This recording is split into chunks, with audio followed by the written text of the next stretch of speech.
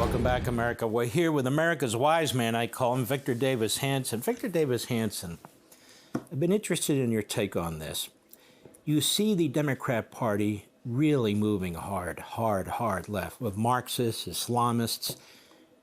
Many of the people running for office who are winning their primaries are out-of-the-closet anti-Semites.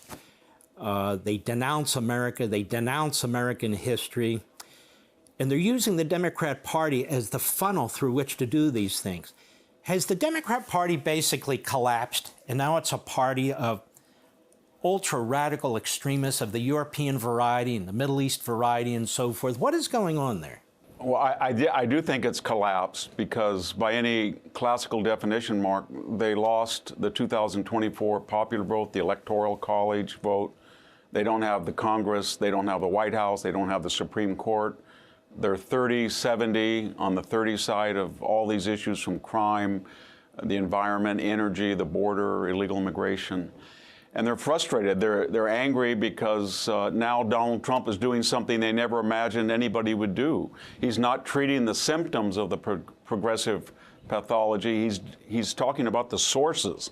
So he's going after the institutions that indoctrinate people in the university, NPR, PBS, the elite law firms, and that's setting them on fire, because they understand that they always exercise power irrelevant of whether they actually had political power. They had cultural, social influence through these institutions, foundations, the university, K through 12, corporate boardrooms.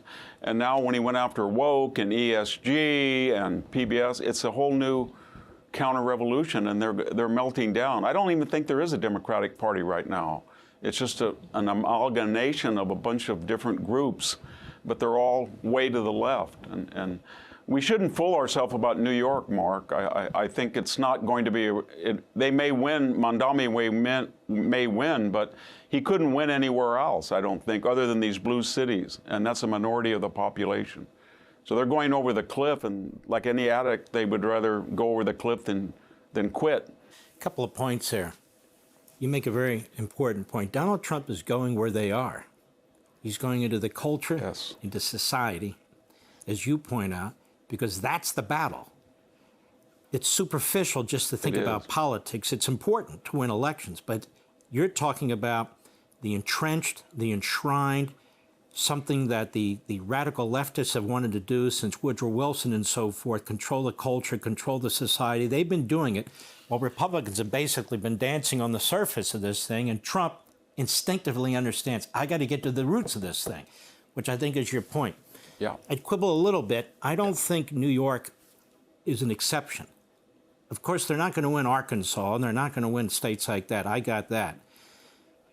But if they win all the major cities, or if they start to win all the major cities, and even if these cities or states adopt 50% of what the Marxists and the Islamists are adopting, I would argue that California's already there and they're getting worse.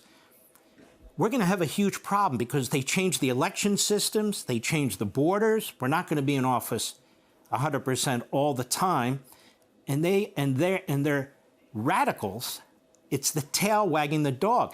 I think this is why, Victor, I'd be curious on your response to this. I think this is why Schumer and Hakeem Jeffries, who are supposed to be leaders of the Democrat Party, while they won't endorse this guy, Mamdani, and what they stand for, they won't come out full-throated and denounce it and attack it. The Marxists, the Islamists, the anti-Semites, they won't do it. When we come back, I would like your opinion about that, because I think this is bigger than some people are willing to acknowledge. Maybe not with Trump in office, because he's fighting it tooth and nail, government-wide. He's doing those things, but he's not going to be in office forever, and we're going to have the usual Republicans back, perhaps. Perhaps. Hey, Sean Hannity here. Hey, click here to subscribe to Fox News YouTube page and catch our hottest interviews and most compelling analysis. You will not get it anywhere else.